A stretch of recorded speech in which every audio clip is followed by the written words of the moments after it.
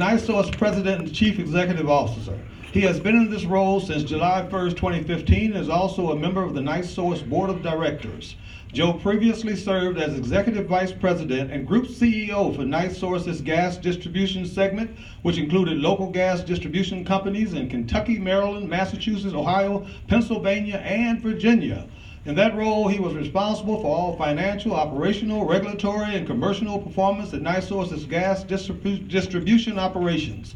In coordination with leadership teams across each of these areas, he's focused on driving the company's long-term growth plan, premised on executing a steady stream of infrastructure improvements and growth investments synchronized with complementary regulatory and customer program initiatives. Joe joined NiSource in May 2012 after serving in a variety of senior executive positions with American Electric Power, including President and Chief Operating Officer of APE Ohio, and roles in engineering, transmission, and distribution operations, customer service, marketing, and information technology. He began his energy industry career as an electrical engineer in transmission and distribution planning at AEP in Steubenville, Ohio. He went on to work in commercial and industrial customer services and held leadership roles in commercial marketing and customer services, strategic development, and other executive roles. Prior to becoming president of AEP Ohio, Joe was senior vice president and chief information officer at AEP's shared services organization from 2003 to 2007, and from 2002 to 2003 was senior vice president general services. Joe serves on the boards of the American Gas Association, Columbus Downtown Development Corp., the Columbus Partnership, the Greater Columbus Sports Commission, and Ohio Health. He holds a bachelor's degree in electrical engineering from Youngstown State University and a master's degree in business administration from the Massachusetts Institute of Technology, where he was a Sloan Fellow. How about a Gary Chamber, a Northwest Indiana welcome to Joe Hamrock. Yes, there's nothing for him to say. Thank you, Chuck. You read that just the way I wrote it.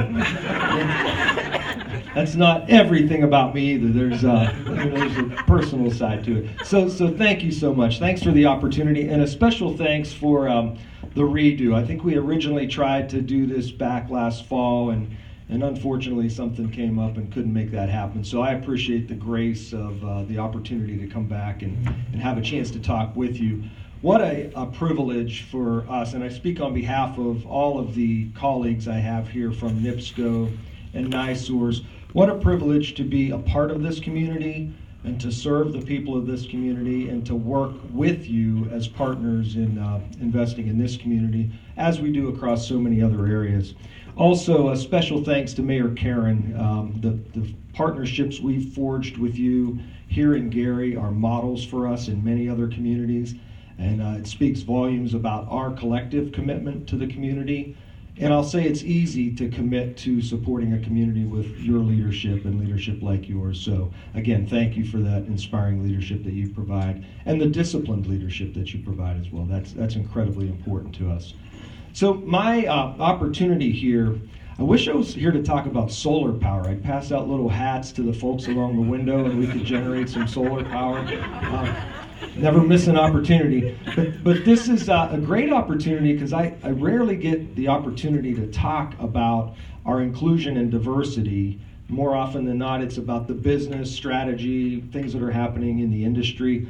And this is a real treat for me to share a little bit of a glimpse inside NiSource and how important inclusion and diversity is for us on many different levels. And I'll spend some time talking about that and sharing with you I'll say the journey that we're on, because this really is a journey, and we think about it that way, we talk about it that way.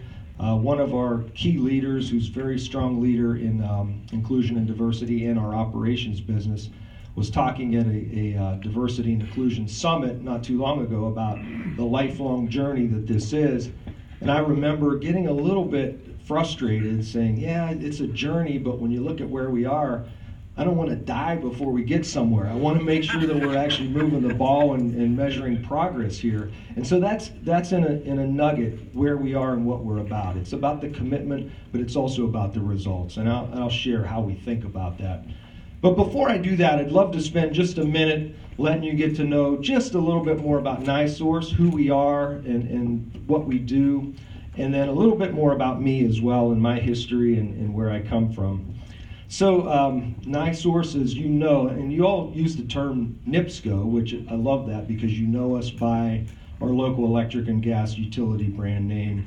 And in our other states, we use the name Columbia Gas of, and everybody knows us there. And as a matter of fact, when I left American Electric Power to join NiSource about 6 years ago, after 26 years with American Electric Power, which was my hometown utility where I grew up, I called my dad and I said, "Dad, I got recruited to NiSource." And he said, "You're leaving AEP?" I said, "Yeah, I never thought I would."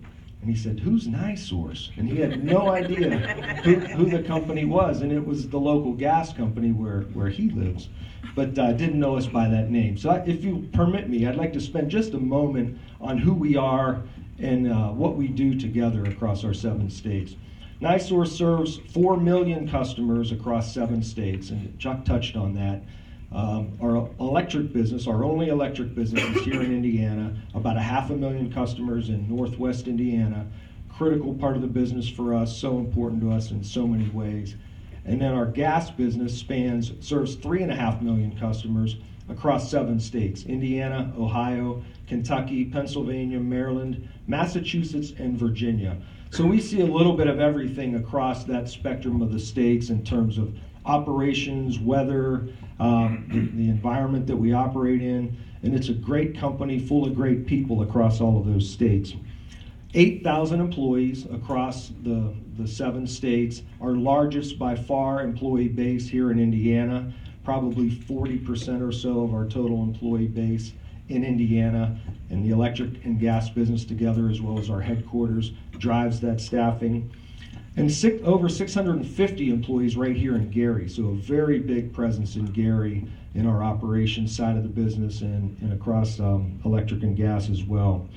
We do business with many, many suppliers in our local communities, and that's important to us to be sure that we build and forge strong relationships with suppliers, many like yourselves, across all of our states and all of our communities. Because the business we're in, we've been in this business over 100 years in many ways, and we're here for the long run. We're committed to these communities, and we're committed to diversity in our supplier base. Just last year, here in Gary, we did $5.7 million of business with more than 30 diverse suppliers, a key part of our strategy and a key part of building out strong communities in every aspect of our business. So we define our business as people working together to serve others. And so it's oftentimes you hear utilities talk in terms of assets, power plants, lines, towers, pipes, the assets that we're charged as stewards of to serve you. But I really think about it and like to define it in terms of the people that we're privileged to lead and work with across NiSource and work together with to serve our communities and our customers. Our 4 million customers are critical to us. And I'll come back to why that definition is so important and why it's at the foundation of what inclusion and diversity means to us. We also invest right now in the cycle that we're in about $1.8 billion every year in modernization of our systems and our assets. That's modernizing our pipes, our underground pipe systems, our wires, our towers, the power plants, environmental retrofits on the plants.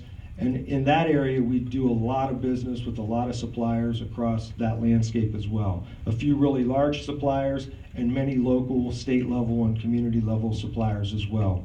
So key to us to invest in our communities, not just in terms of stewardship of the assets, but invest in the people in the communities as well and build and forge strong partnerships. So that runs to our core. I will say we're finishing up a multi-year $53 million infrastructure revitalization program right here in Gary. This year, we'll start to close that out. And I want to thank you for your patience as we do those kind of programs. We know as we shut down lanes of traffic and disrupt traffic flow and dig up neighborhoods, a lot of times the work itself is disruptive, and we appreciate your support and your patience and your recognition of the value of that work and the importance of that work and coordinating with us as we do that. So that's a quick snapshot of NiSource, who we are. I feel very privileged to lead this great company and the people across all 7 states.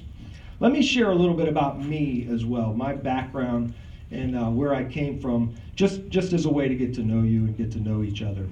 So I grew up in a town called Mingo Junction, Ohio. Anyone ever hear of it? I didn't think so. Yeah, I like this Railcat thing because it's called Junction because it's a railroad junction. The old Conrail tracks there was a roundhouse there.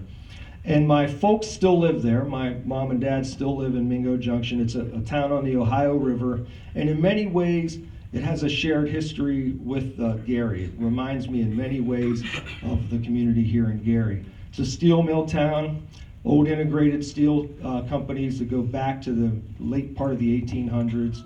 I grew up in the house that my dad grew up in, looking at the Ohio River with steel mills right in front of the house.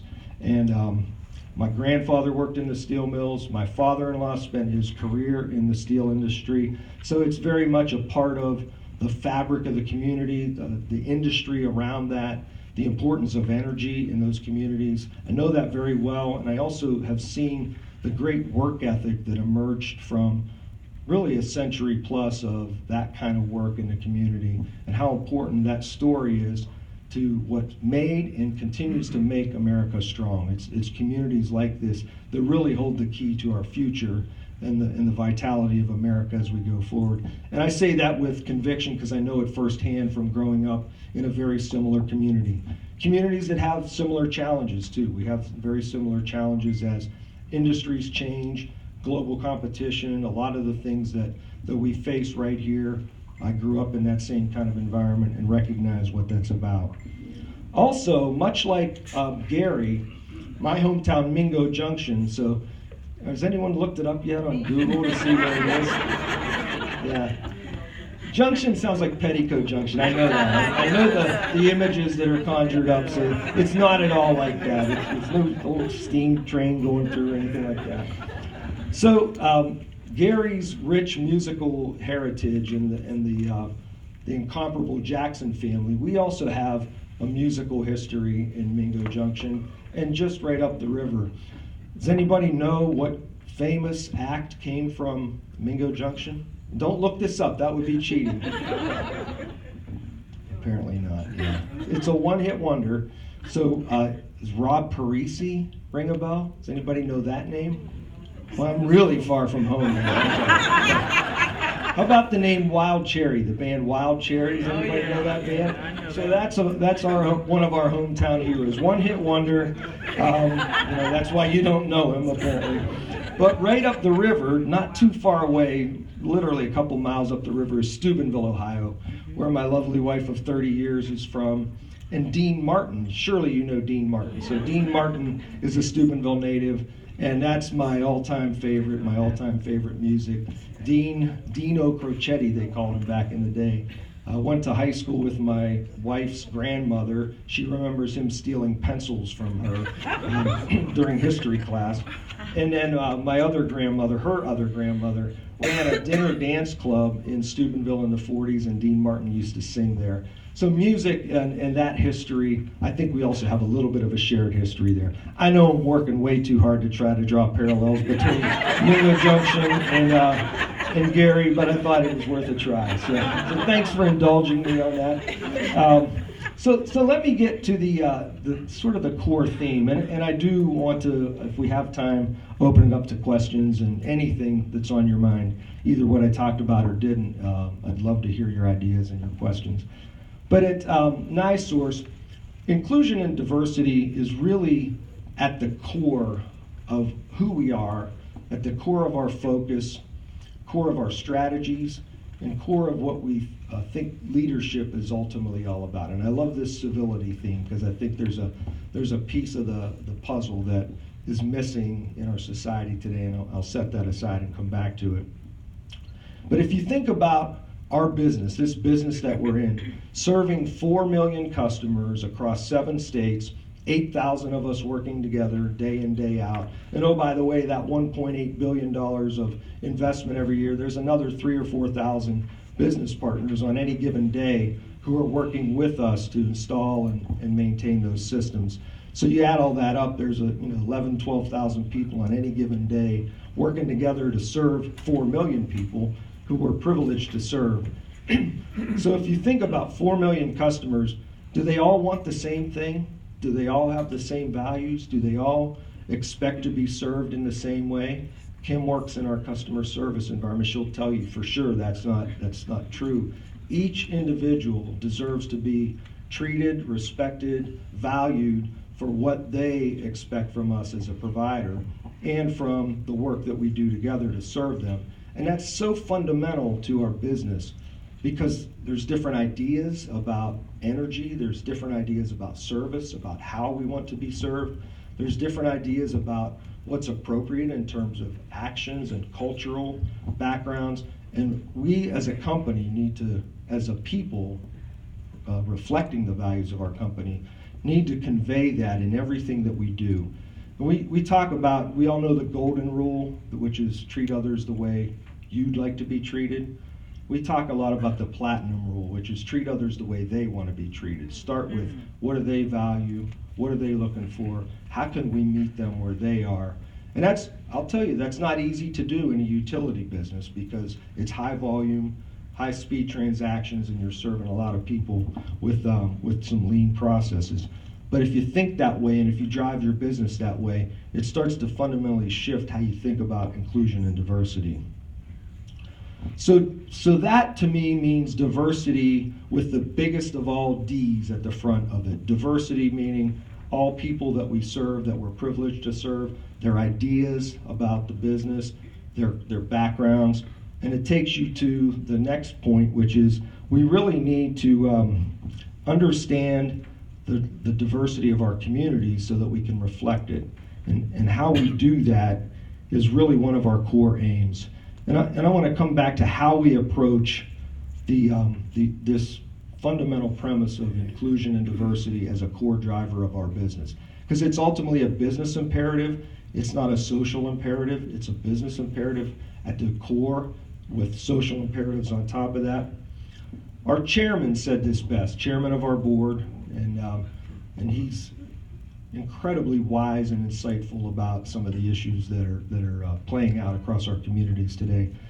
And he reflected on what we're doing and the importance of it, and said at NiSource we truly can aim to be the kind of community that we all want to live in, that we all want to grow in and work in, and we can create that kind of community at the workplace. And if we can do that, then we can start to resemble and show what we know is important to all of us in our communities.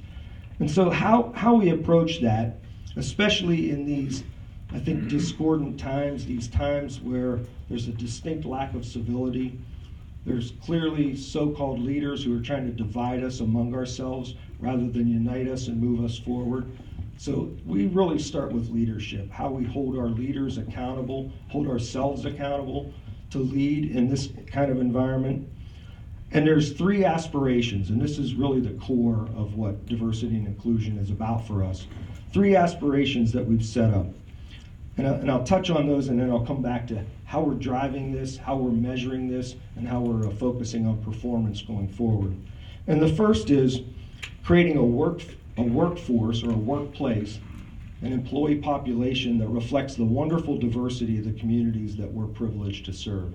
So we know firsthand the demographics of our communities, we know the talent that's available in our communities, and we should hold the mirror up and say, do we reflect that diversity in our communities? Do we understand it? Are we reflecting it?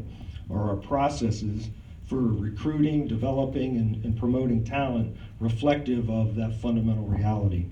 And we're moving through that journey. We're not where we want to be yet, but I'll come back to that, how we're doing that.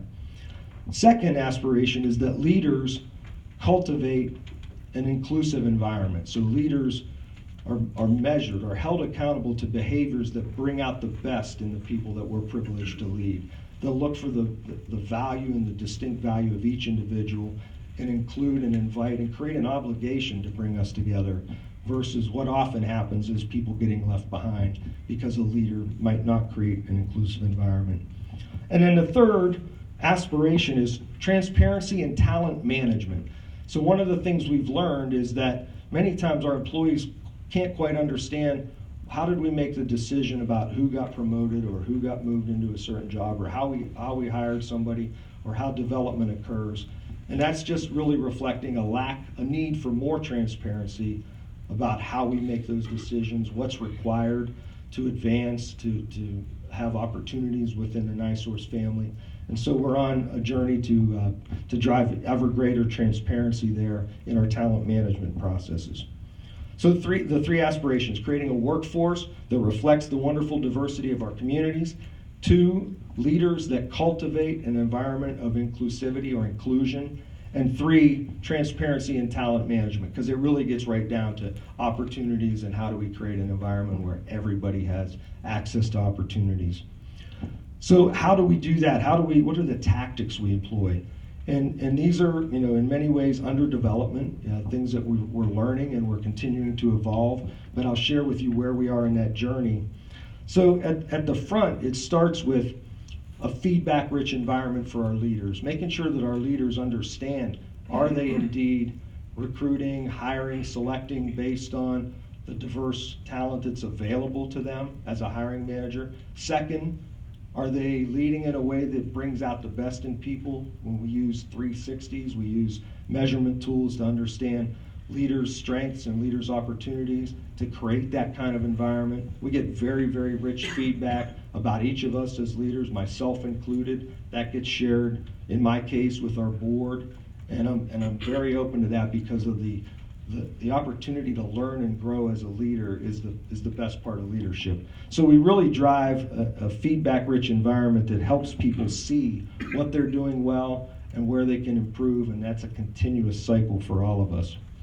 On the recruiting and developing, we're actively working to mitigate bias, and I'll say both conscious and unconscious bias in our processes for recruiting, for hiring, for developing, and promoting people within the organization.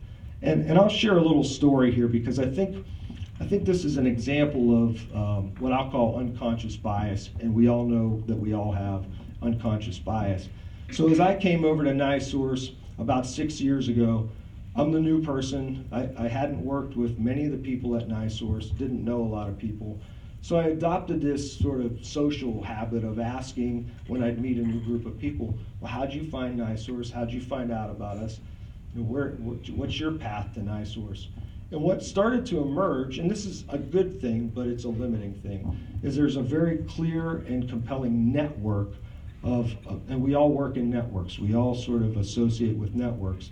And I would often hear, well, I was a contractor and then I got hired on because I knew, the implicit was they knew me, I knew them.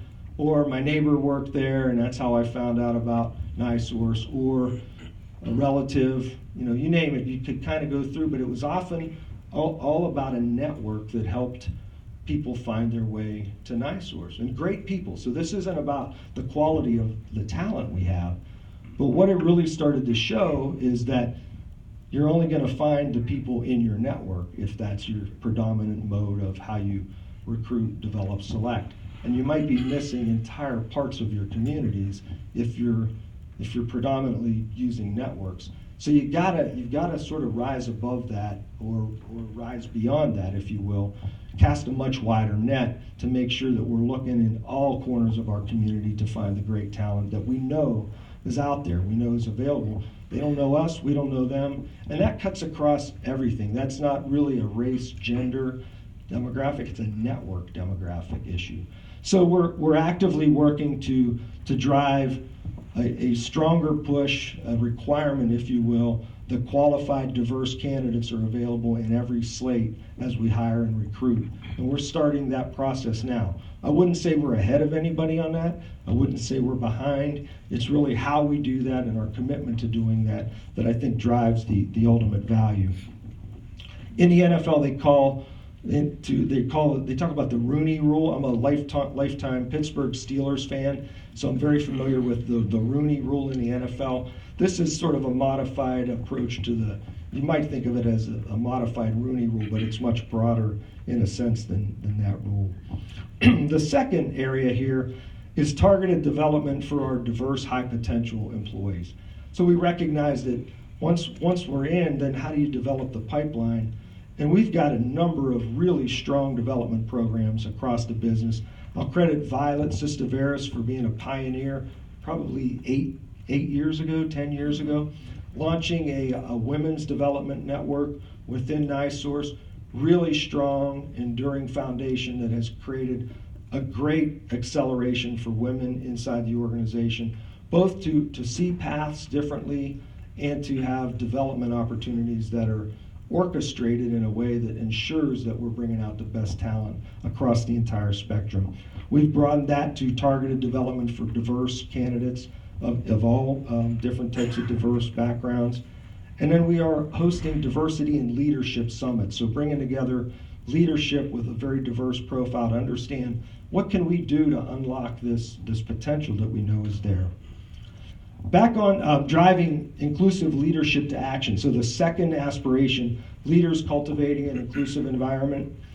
Again, we use 360s. Our 360s actually rate people from their peers, from the people they lead, from anyone they work with to understand, are we as leaders exhibiting the behaviors that create an environment that help people understand how decisions are made, include them in making decisions, really engage people. And as you might suspect, it's kind of a range of pictures. Some leaders are really strong, some need some help in key areas, and this is all about being constructive and helping leaders to learn and grow with that kind of feedback. We also do employee surveys annually where we get a pretty clear picture of where our pockets of strength are and where our opportunities for growth are across the entire organization, across all 8,000 employees. So we know where our opportunities are, and we put together action plans for driving improvement there. That's much broader than inclusion and diversity, but within that framework is an inclusive leadership index that we rely on.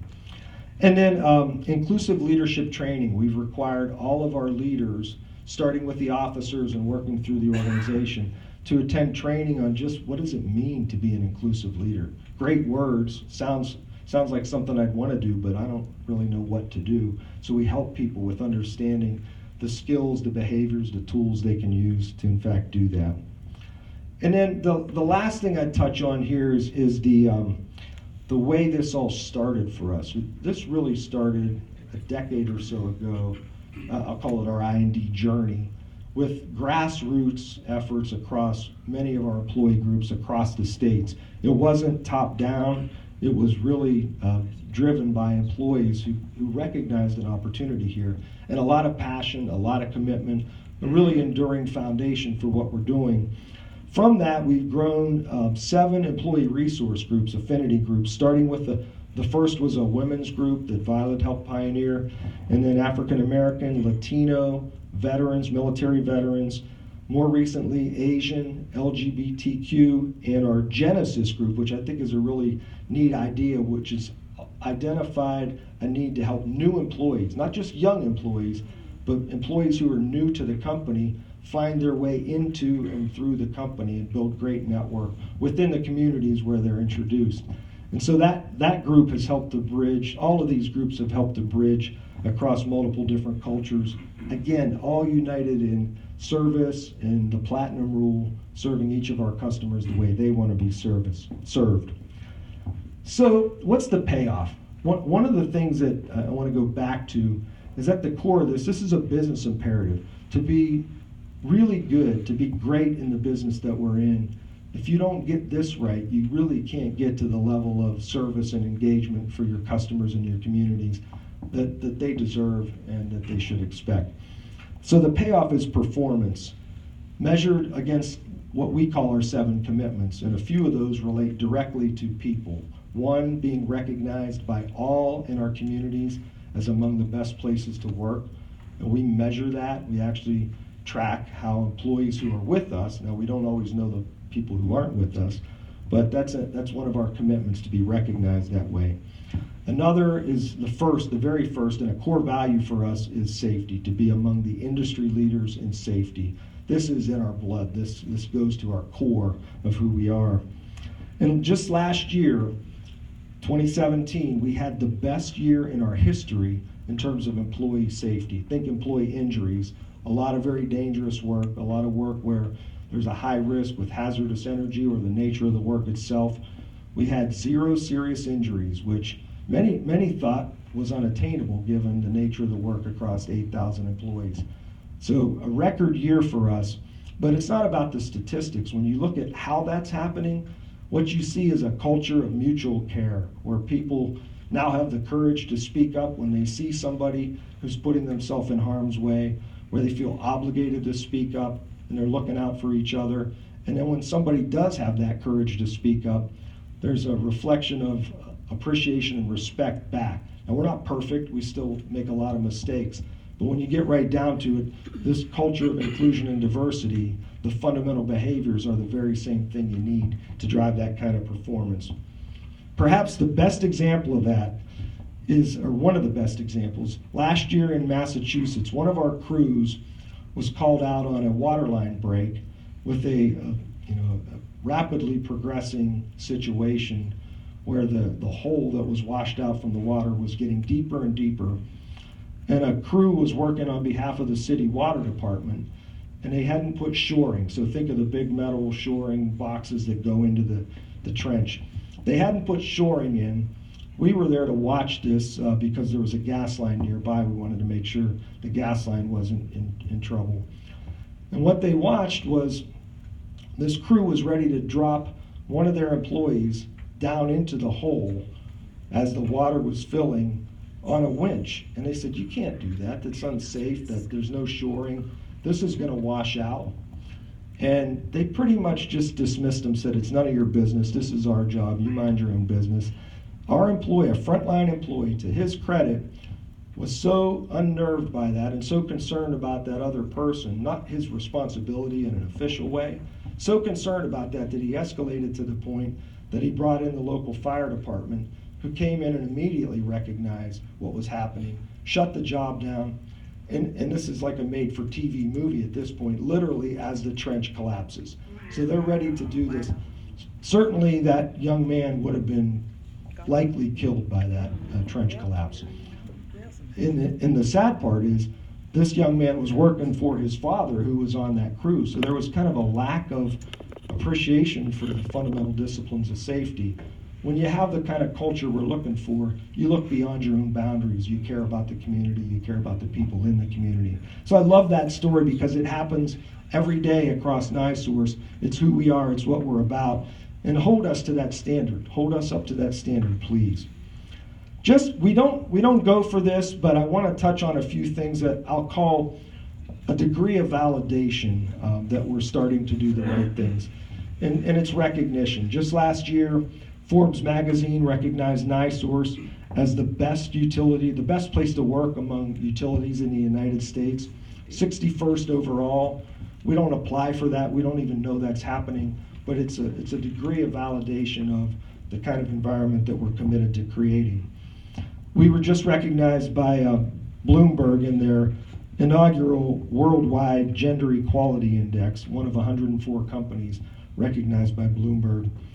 Also recently recognized as a best place to work for LGBTQ equality by the Human Rights Campaign Corporation, and it's their Equality Index. And just last year we launched NiPride, a new ERG for our LGBTQ employees, which has been really powerful for us. And then we've been named, I've lost track, it's either 6 or 7 years, world's most ethical company. That's a tongue twister for me. Say that 3 times. World's most ethical company, which is really the foundation, the bedrock, if it's all about integrity and ethics. So I hope you can see, I really appreciate this opportunity. I don't like to brag about us. That's not what I hope this sounds like. It's really all about our commitment to integrity, to service to others, to being a partner with you in our communities, to ensuring that we're in every day, in everything we do, adhering to that platinum rule or aspiring to that platinum rule. It's not just important for us, it's essential for us, it's core to our business and core to who we are. And again, it's a real privilege to be here with you and to serve you. So happy to open it up. Chuck? Thank you very much.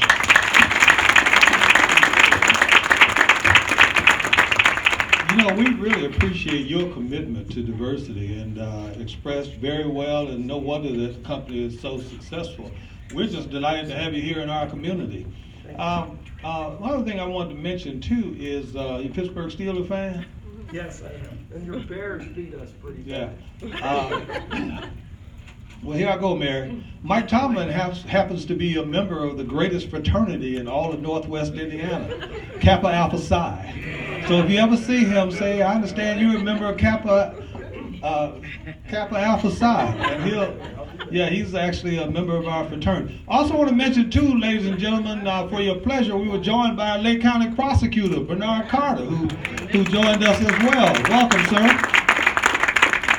Another member of the greatest, well, anyway. We're going to take some questions now. Who has questions? Anybody has any questions of Mr. Hamrock? Now, Mr. Haywood. Joe, thank you for that presentation. Thank you.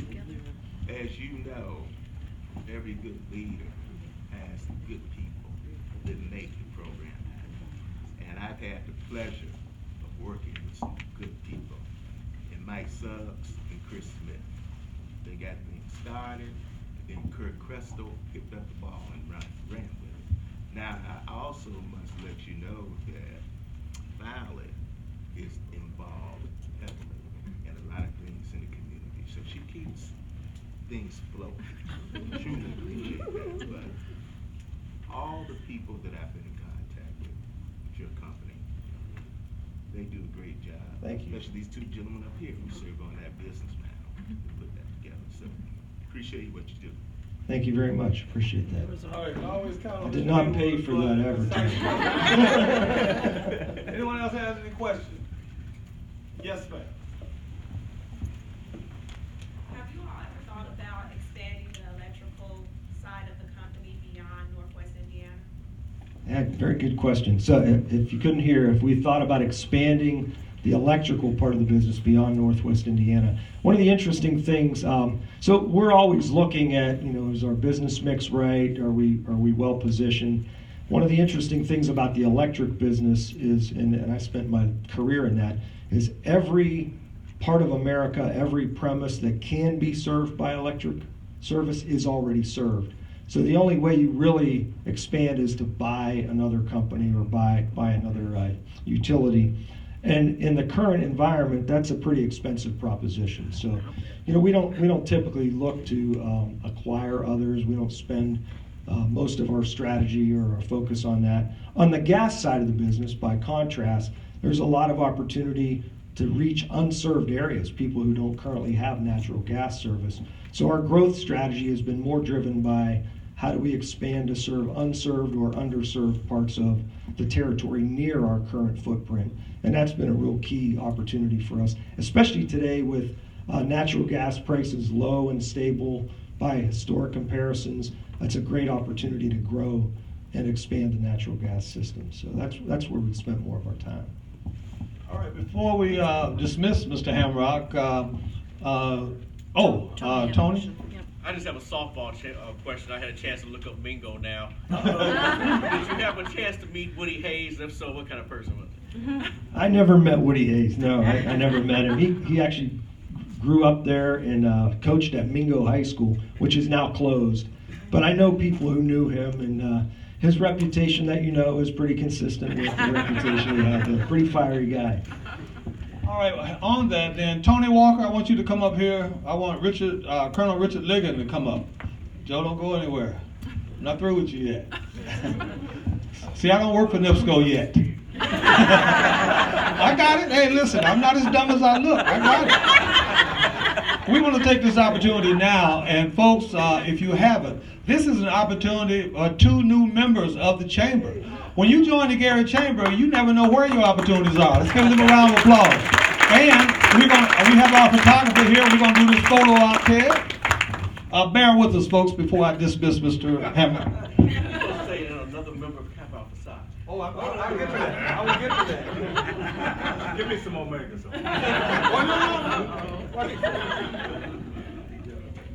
All right, Ted, come on, orchestrate.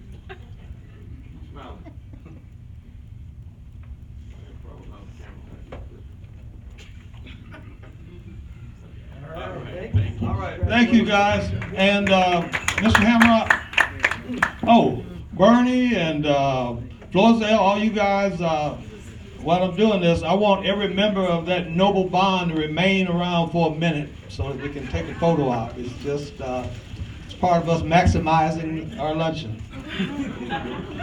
Mr. Hamrock, listen, a person of your stature receives all kinds of accolades and mementos, but I want you to know that this is so special.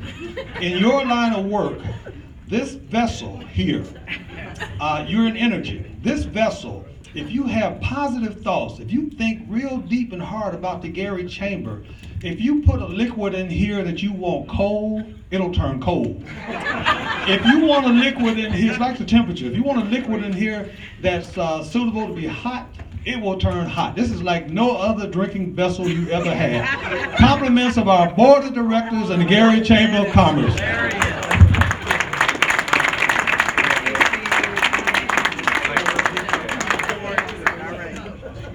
Well, I may have exaggerated a little bit.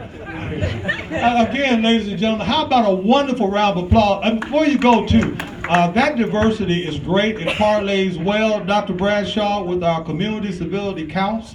And I want you to know that we do workshops during the day, and we have an awards dinner that evening. So all you NIPSCO folks know that we're all on board. This is going to be a great collaboration between World Civility Day and the Chamber's diversity. Again, Joe Hamrock, another round of applause. Thank you, sir. All right, get those tickets out.